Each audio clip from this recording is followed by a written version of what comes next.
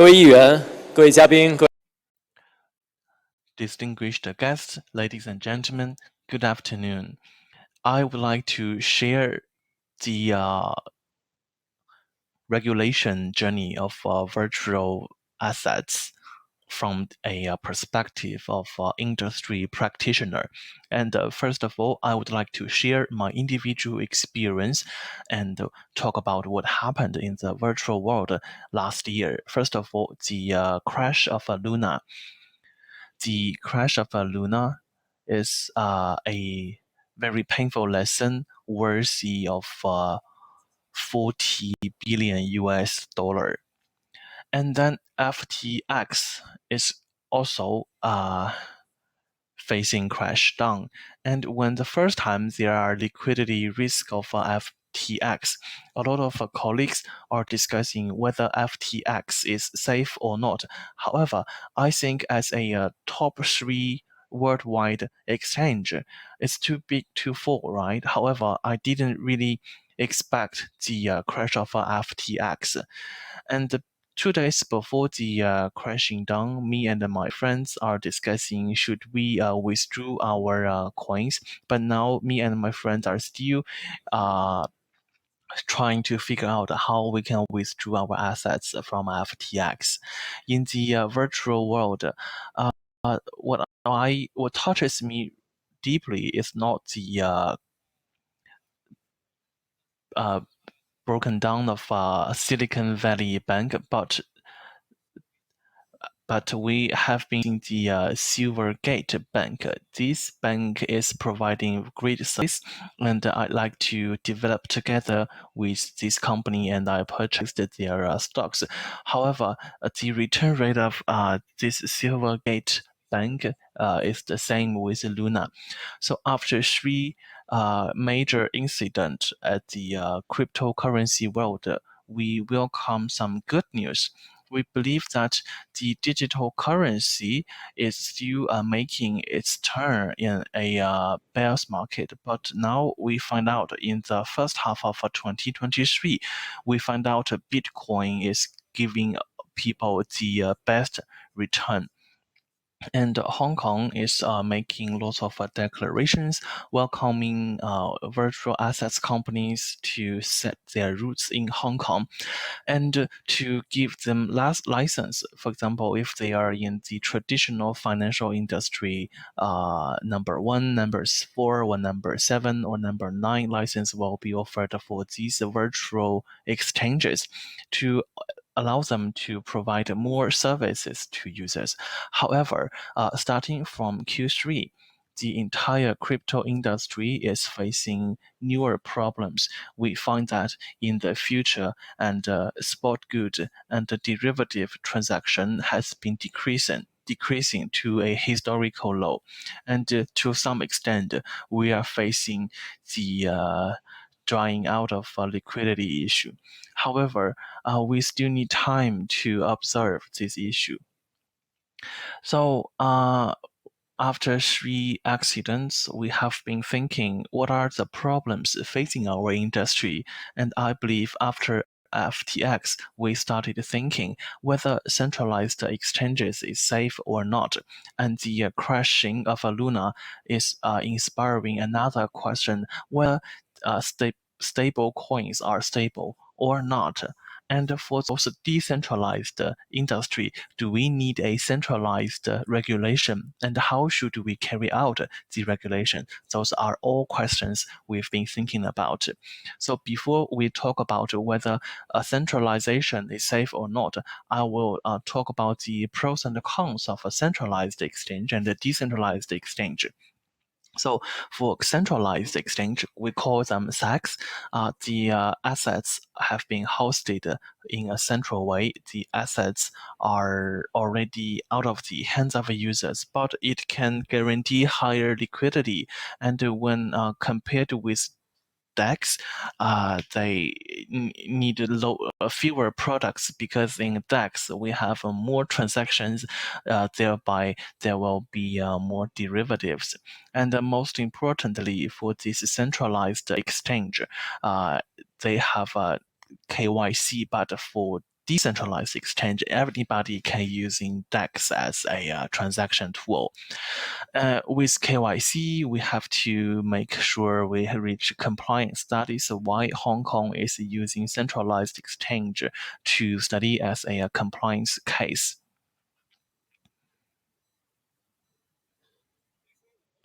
So we can see that many people believe SEX and DEX, they both have their advantages. And a lot of people believe that for a centralized exchange, they have a deeper transaction, they have better user habits, and for people new to blockchain, the SEX is more closer to traditional way of a transaction.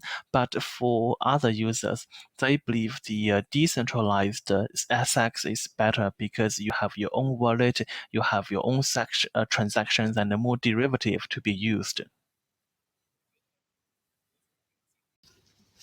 But all of these has a premise exist.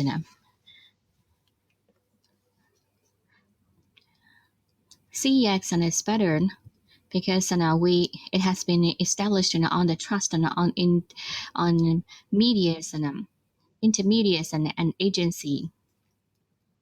So who can get more trust then they can get more clients. I believe the battles between the two will still last for a long time. Now let's have a look at stable coin. Stable coins has become the first product after the Luna event. You need to get the stable coin. It is a bridge that connects the virtual and the physical financial world. There are many different types of stable coins, and there are centralized stable coins and decentralized stable coins. The majority of people are still using USDT, USDC, centralized stable coin. Behind it, and it is a exchange for US dollars or other assets with a 1:1 ratio. And there is another part we would use DAI. These are the most frequently used in the decentralized and stable coin, and also UST. It is also the victim, one of the victim of a Luna event. So in the world of a stable coin after the Luna event, many people are going for centralized stable because they feel this is a more stable approach. DAI, for example, it has been anchored with a US dollar or the stable values to comfort users. Therefore, the development of stablecoin in Hong Kong has attracted attention of many people. It's just like Shang Yiyuan and Qiu Yiyuan have been talking about it in many occasions. Many people feel that digital stable coins in Hong Kong has been endorsed by foreign exchanges. However, it also supports private companies to issue stable coins with the form of mercantile bill. There are many specific scenarios and demands for stable coins. For example, such as the green bond issued by Hong Kong government. It has been issued on a private chain, but we still feel it's possible to be issued on public chain. It's just like a RWB and a mapping of the assets in virtual world, and also we hope Hong Kong stable coins can also have a share in the market, and this can break down the barriers that's been built up by dollar stable coins and issuance system. Now let's talk about the civilians. Since this year, Hong Kong has issued a lot of policies, and so far license being issued to many exchanges and fund companies. The monitoring methods are still focusing on DEX and stable coin. Fund companies have already established a compliance method, and 11 exchanges and the fund companies started to exchange on spot for derivatives, and there are still suspicions. Well, for DEX, they claim themselves to be a SaaS service provider, also providing a centralized team, however, a decentralized team. But I'm still very confident about the development of DEX.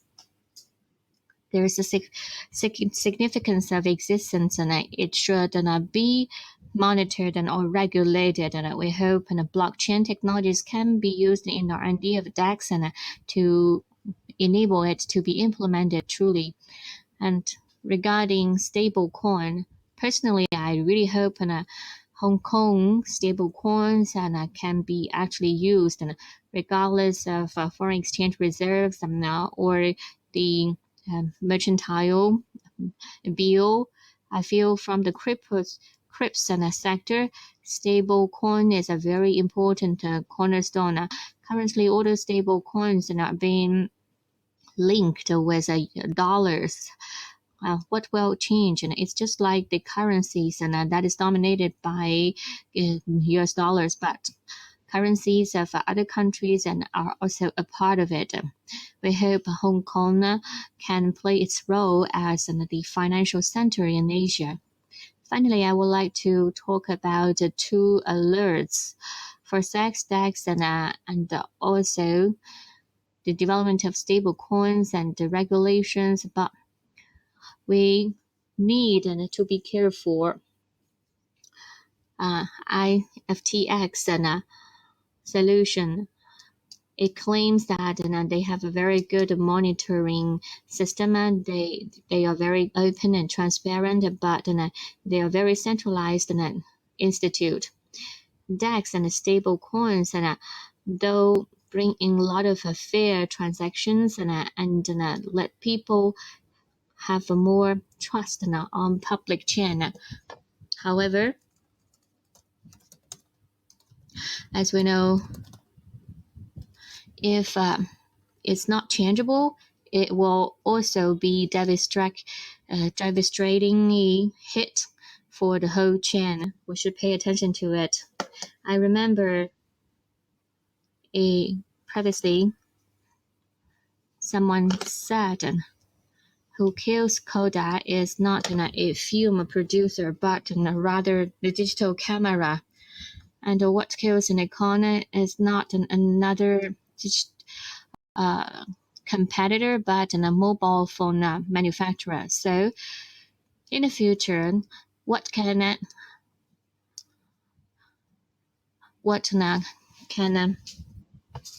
be disruptive for sex and tax, and they can be something of hybrid mode, and centralized KYC and also compliance, and it may remove KMC and AML. So hopefully I name it CD5 or CDX, and so that means to let the clients and money to be safer by self-monitoring and also increase the liquidity. So that is my beautiful imagination. So finally, I wish Hong Kong Web and Cybersecurity Alliance and to be successful in the future to provide more infrastructure development and guarantee for safety.